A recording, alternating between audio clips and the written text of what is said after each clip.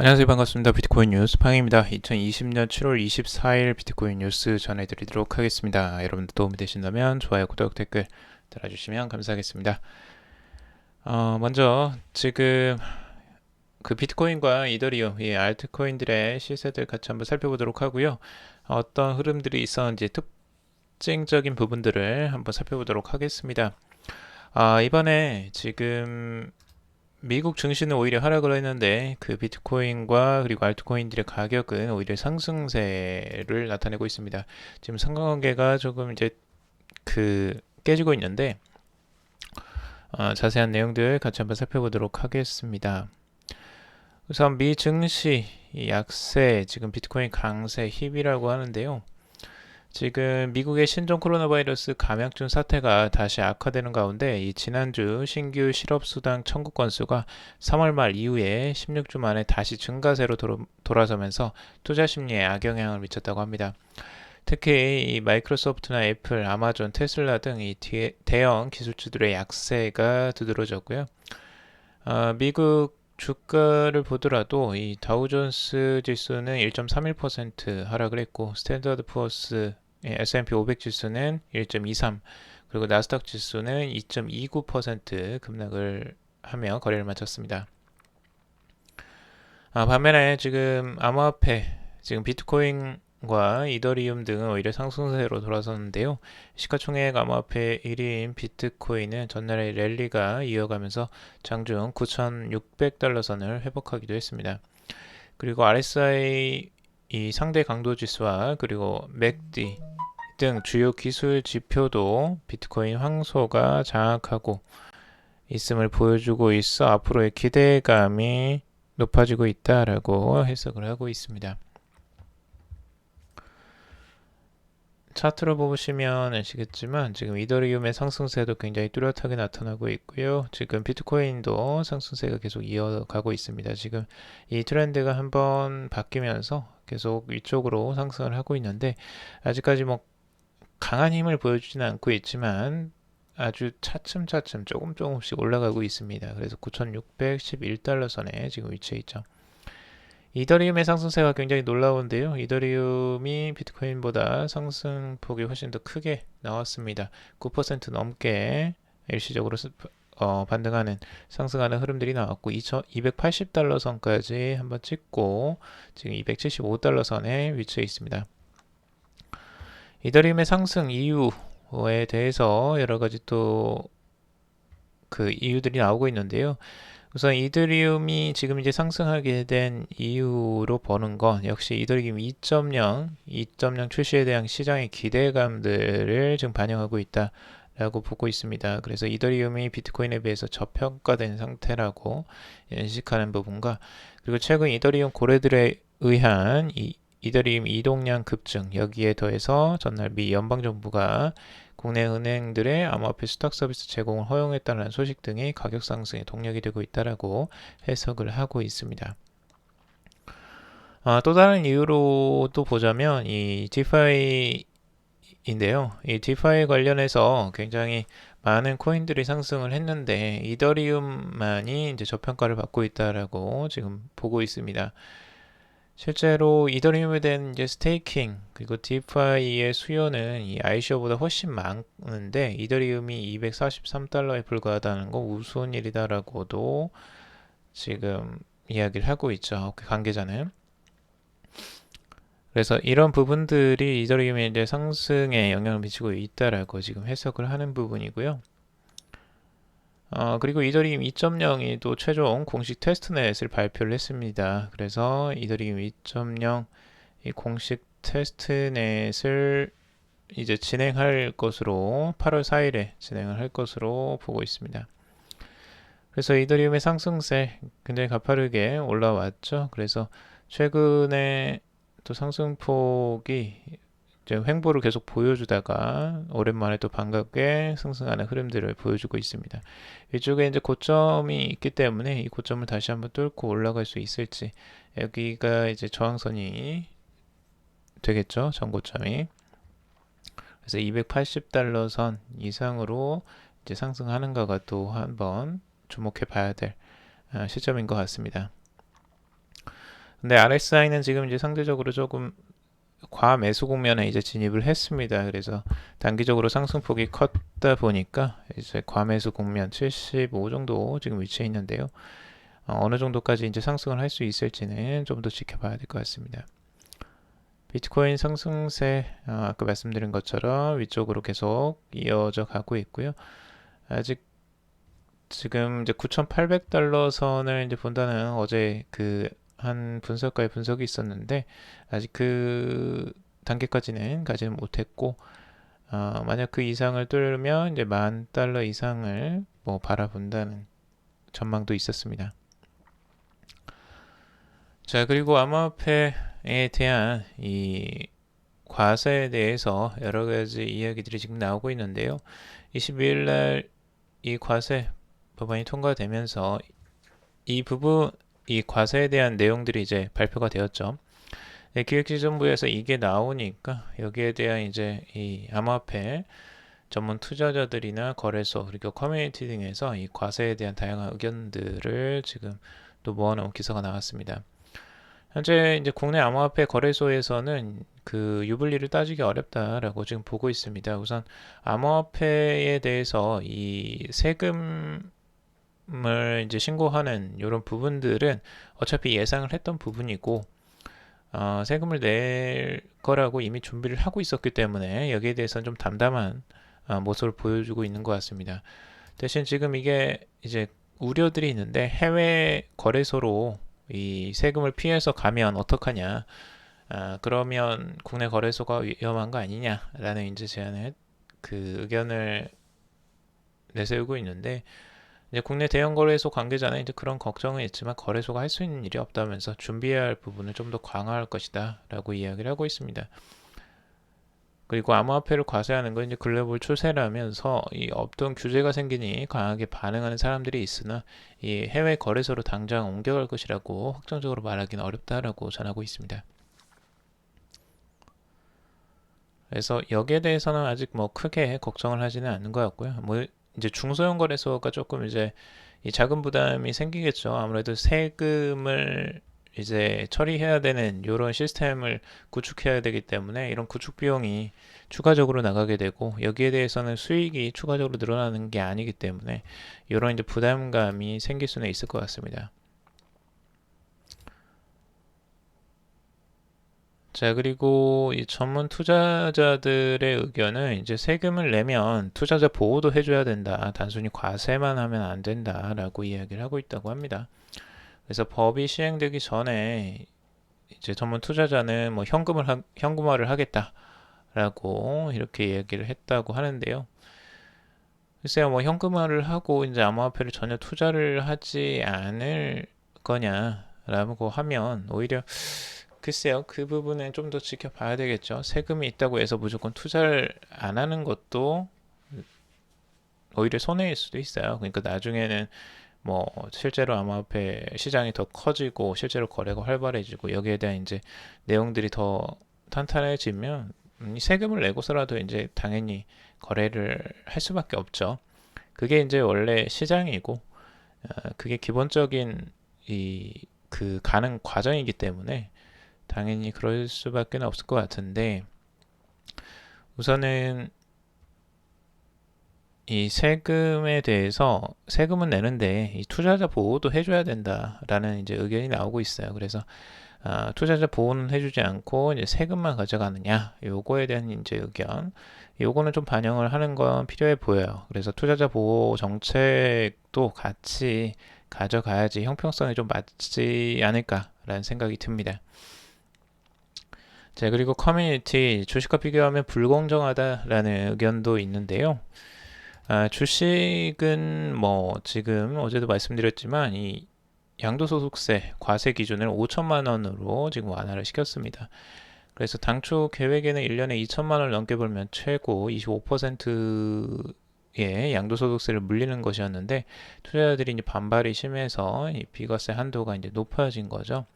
여기에 비해서 이제 암호화폐 소득에 대해서 비과세 한도는 250만 원에 불과하니까 여기에 대해서 이제 차별하고 있다. 이런 이제 의견이 올라온 것 같아요. 국민청원에도 현재 1만 명이 넘는 인원이 동의 의사를 밝혔다고 하는데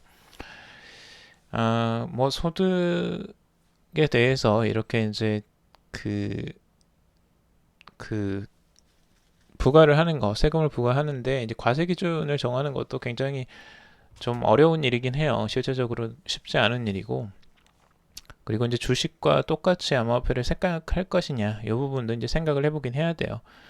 아, 저도 이제 암호화폐에 그 입장에 있긴 하지만 그 실제적으로 이제 지금 주식 시장과 그리고 암호화폐 시장을 단순하게 비교하고 똑같이 가져가기는 쉽지는 않을 것 같아요. 왜냐하면 주식은 이미 이제 오랫동안 그 거래소나 이런 이제 법적인 테두리 안에서 계속 있어 와 있었고, 그리고 세금에 대한 이제 내용들을 좀 더 투명하게 그 할 가능성들이 높습니다. 조금 더 이제 쉽고, 그리고 이게 이제 정부 입장에서는 기업에 이제 투자를 하느냐, 기업에 투자를 해서 거기에 대해서 이제 기업이 더 성장을 하고 거기에 대한 고용 창출이나 사회적으로 부를 좀 재분배하는 이런 효과들이 추가적으로 나올 수도 있기 때문에 여기에 대한 어, 효과들을 또 보는 거죠. 근데 이제 암호화폐 쪽은 실질적으로 투자자와 이제 거래소 뭐 이 정도의 이제 서로 이해관계가 있고 그 영향이 있기 때문에 이 부분에 대한 이제 한계가 좀 있는 것 같아요. 근데 암호화폐 시장도 만약에 이제 커지고 실제적으로 이게 어떤 기업에 투자가 되고 도움이 된다면 이 시장도 이제 달리 볼 수 있겠죠. 암호화폐 시장도 그래서 이제 조금 더 성장을 해야 되고 이게 이제 그 합법화가 정확하게 돼야지만, 그리고 정확히 법적 테두리 안에서 제대로 관리가 돼야지만 이게 이제 성장을 할 수 있는 토대가 될 것 같기도 합니다. 아무튼 이런 이제 그 세금 문제들은 가면서 조금씩 이제 해결을 해 나갈 것 같아요. 여기에 대해서 서로 토론도 하고 의견도 서로 개진을 하면서 조금씩 다듬어가는 시기가 되지 않을까라는 생각이 듭니다. 자, 그리고 테더, USDC 등 이 참여 세계 이 스테이블코인 협회가 출범을 준비한다라는 소식인데요. 이 테더 USD 코인 같은 주요 글로벌 스테이블 코인 프로젝트의 통합을 목표로 하는 세계 스테이블 코인 협회가 출범을 한다 라고 보도가 나왔습니다. 보도에 따르면 이 스위스 제네바를 본부로 하는 이 단체는 암호화폐 거래소 벌고엑스와 블록체인 투자기업 글로벌 디지털 에셋이 공동으로 설립을 추진하고 있다고 합니다. 여기에는 이미 이 WSA라고 하는데요. 이제 세계 스테이블 코인 협회를 줄여서 WSA라고 부르죠. 여기에는 이제 테더, USDC, DAI 그리고 HUSD 등 이 주요 스테이블 코인 제공 업체들과 논의 중에 있고, 현재 협회는 초기 스테이블 코인 프로젝트를 육성하고 있다라고 설명을 하고 있습니다. 그리고 또한 이제 카인은 스테이블 코인은 단순한 거래뿐만 아니라 이 국가 간 송금에도 이용돼야 하고, 이용자들이 가치 저장 수단으로 스테이블 코인을 보유하도록 장려하기 위해서는 스테이킹 등 이자 수익이 가능한 다양한 응용 프로그램을 개발하는 사업도 요구된다라고 지적을 하고 있습니다.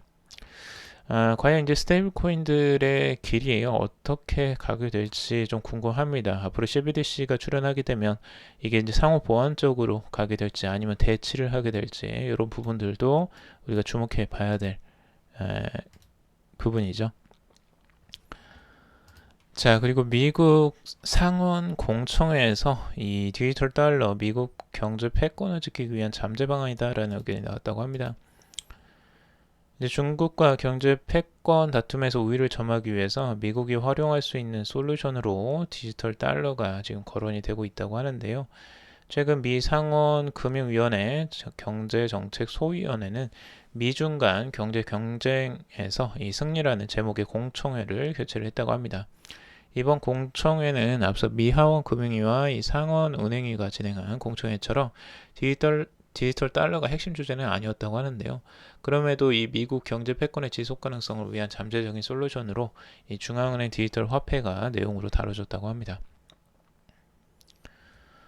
그래서 디지털 달러 재단을 이끄는 이 크리스토퍼 지안카를로 전 CFTC 위원장은 이 중국이 디지털 위안화를 준비하고 있다면서 현재까지는 미국 달러가 기축통화를 역할을 하고 있지만 향후 세계에서 가장 인구가 많은 국가의 통화 우위를 넘겨줄 수도 있다라고 경고를 하고 있습니다. 결국엔 중국이라는 거죠. 그래서 중국이 지금 CBDC를 아주 공격적으로 지금 올해 안에 출시를 하겠다라는 계획으로 지금 추진을 하고 있는 상황이라 더욱더 긴장을 하고 이 부분에 대해서 주목을 하고 있는 것 같습니다. 그래서 디지털 달러에 대해서 앞으로 계속 필요성을 어필하고 있는데 아직까지 정책적으로 이렇다 할 명확한 방향성이 나오진 않고 있는 상황입니다. 자, 그리고 비자 이 암호화폐 입지 강화를 위해서 노력할 것이다 라는 소식인데요. 이 글로벌 신용카드 업체죠. 이 비자가 암호화폐 입지를 강화하기에 노력한다라고 합니다. 디지털 화폐는 이 전자결제의 가치를 더 많은 사람과 장소를 확대할 수 있는 잠재력이 있다면서 미래의 화폐로서 디지털 화폐의 역할을 구체화할 수 있도록 지원할 방침이다 라고 밝히고 있습니다. 비자는 디지털 화폐 전략을 위한 세 가지 핵심 가치로 강력한 데이터 보호 수준과 네트워크 화폐 중립성 유지, 그리고 비자의 핵심 역량과의 연결성 마련을 제시를 했다고 합니다.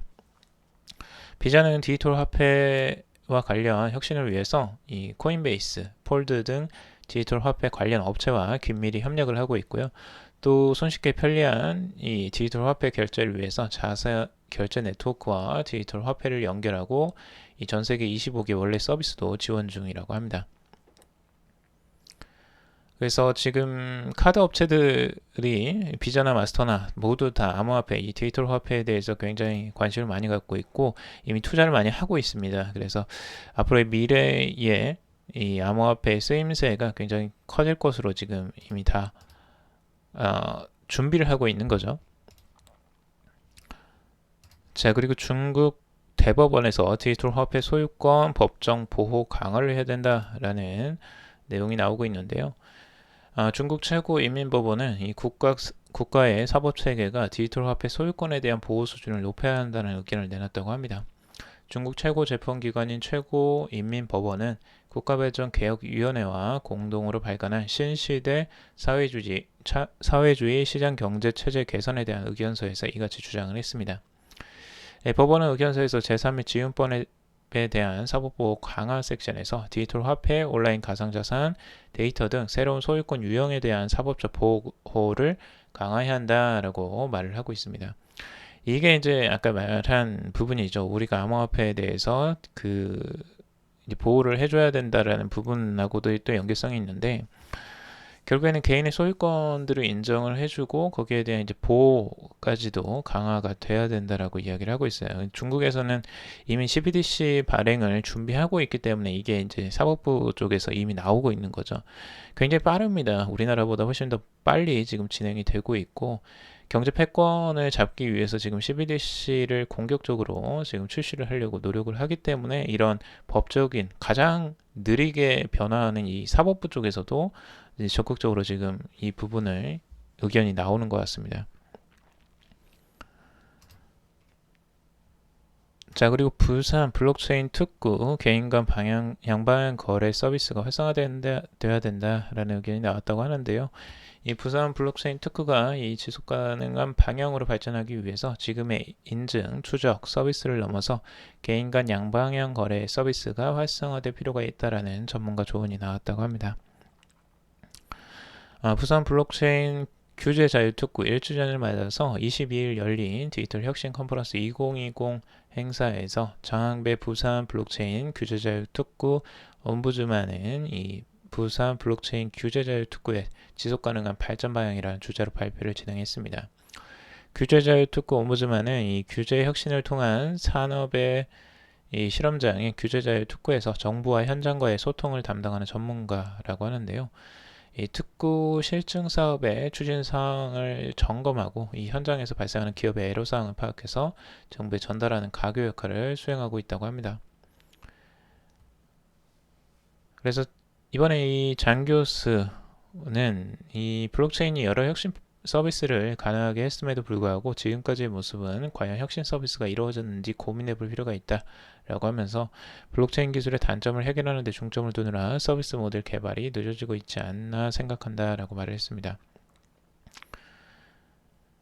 그래서 장 교수는 기술에 대한 고도화도 중요하지만 적정 기술을 가지고 어떻게 서비스를 개발할 것인지 문제도 못지않게 중요하다면서 지금은 R&D 사업에 방점이 찍혀 있는데 R&D 사업과 함께 B-R&D 사업의 균형을 맞춰 나가야 한다 라고 조언을 하고 있습니다. 그래서 블록체인 서비스가 지금 인증, 추적 분야에 집중이 돼 있다라고 하는데요. 그래서 이 수요 산업 중심의 접목도 필요하다라고 지금 언급을 하고 있습니다.